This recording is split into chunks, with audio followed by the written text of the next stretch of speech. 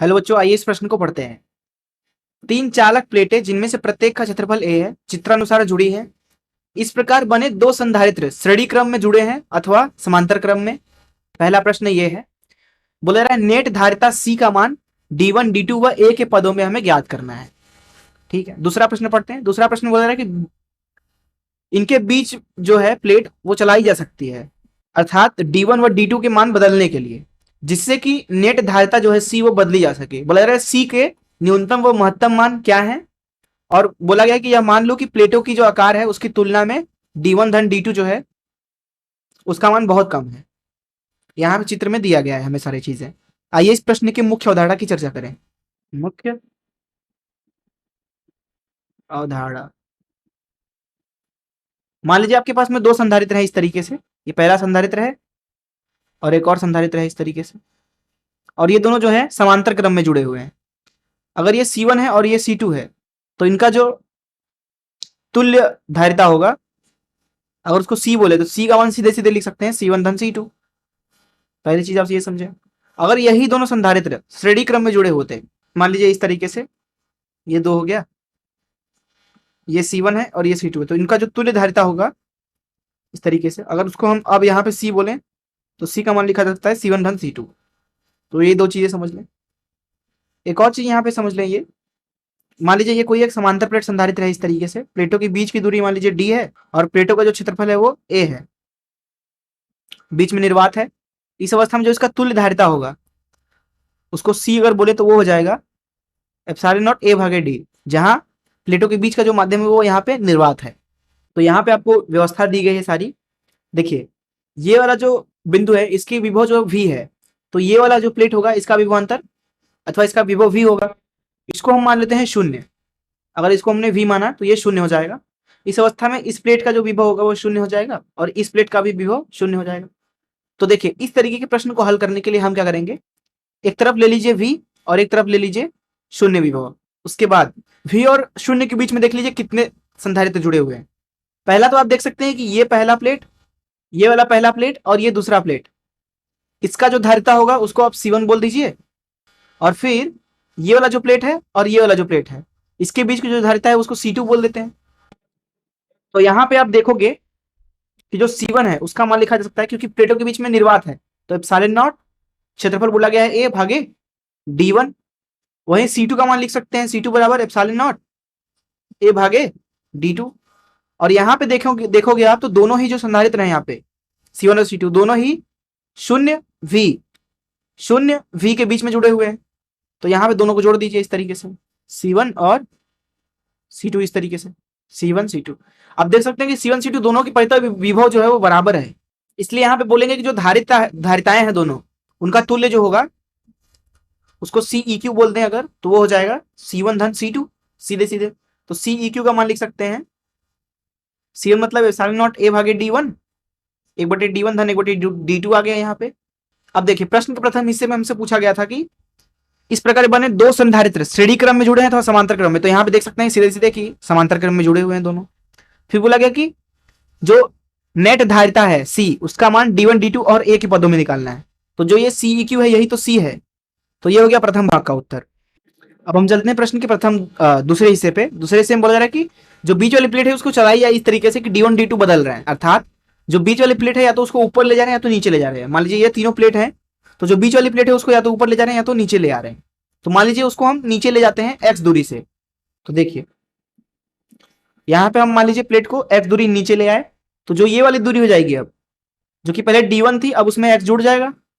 वहीं जो ये वाली दूरी जो है पहले जो कि D2 थी अब उसमें ऋण x घट जाएगा, x घट जाएगा। ये वाली धारिता C1 बोल दीजिए, ये वाली धारिता C2 बोल दीजिए। तो हमने देखा था कि दोनों ही समांतर क्रम में है, तो C मान लेते हैं इनका तुल्य धारिता है, तो ये हो जाएगा C1 धन C2। C1 C2 को मान लिखते हैं यहाँ पे, C1 हो जाएगा एप्सिलॉन नॉट, क्षेत्रफल तो अभी भी वही है, भागे D मतलब क्या D1 धन x।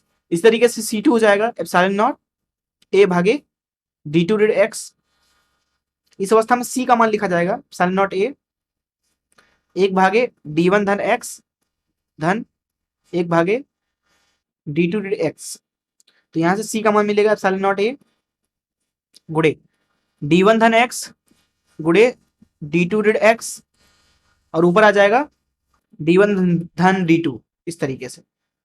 अब देखिए इसको यहाँ लिख लेते हैं, C बराबर कितना है एप्सिलॉन नॉट A, ऊपर है D1 धन D2 और नीचे क्या है, नीचे देखोगे आप तो D1 धन X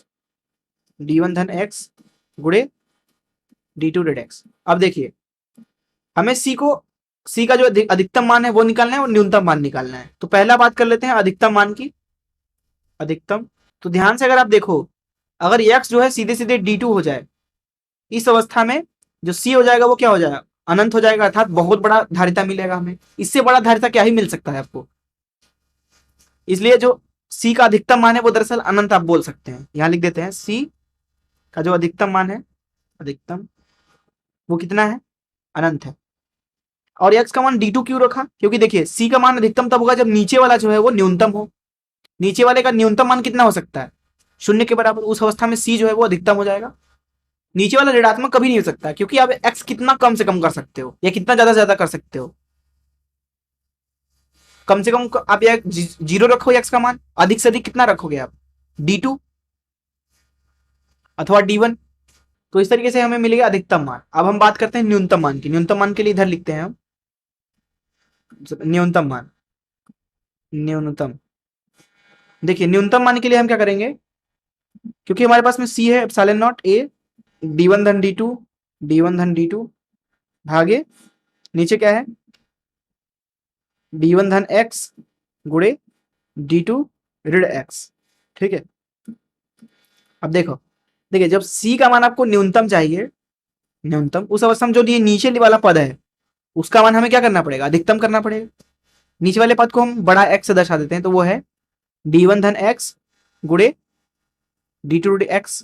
तो इसका मान हमें क्या करना पड़ेगा, अधिकतम करना पड़ेगा, अधिकतम। अब X का मान लिखें अगर बड़ा X का मान, तो वो है D1 D2 ऋण D1 X धन X D2 ऋण X का वर्ग। इसका मान अधिकतम करना है। हम क्या करते हैं कि dx भागे dx इसको कर देते हैं 0। ये मिलेगा आपको, यहां से देखें तो ऋण D1 धन D2 ऋण 2x ये बराबर 0। ऐसा हमने इसलिए किया क्योंकि जब आप D2 x भागे dx का वर्ग निकालोगे तो ये कितना है, यहाँ पे सीधे दिख रहा है कि ऋण 2 है, जो कि क्या है, ऋणात्मक है। इसका मतलब यह है कि यहाँ पे D2 x भागे dx का वर्ग अगर ऋणात्मक है, तो जब आप dx भागे dx का मान 0 करोगे किसी x के मान पर, तो इस पर जो आपका x है उसका मान क्या हो जाएगा, अधिकतम हो जाएगा, अधिकतम। और उसके लिए हमें इस x का मान मिल जाएगा, छोटे x का मान। तो चलिए छोटे x का मान निकालते हैं। यहां से आप देख सकते हैं कि x का मान मिलेगा आपको x बराबर D2 ऋण D1 भागे 2। अब अगर इसका मान हम C में उठा के रख देंगे तो C का हमें न्यूनतम मान मिल जाएगा।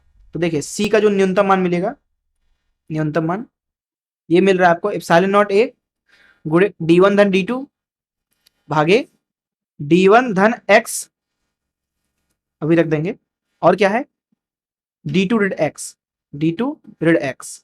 अब X का मान उठा के रखिए, यहाँ पे कितना है X का मान, D2 ऋण D1 भागे 2, D2 ऋण D1 भागे 2, और यहाँ पे भी D2 भागे 2 धन हो जाएगा D1 भागे 2। तो ये कितना मिल रहा है आपको, एप्सिलॉन नॉट A D1 धन D2 और नीचे मिल जाएगा कितना D2 भागे 2 धन D1 भागे 2, ये हो गया।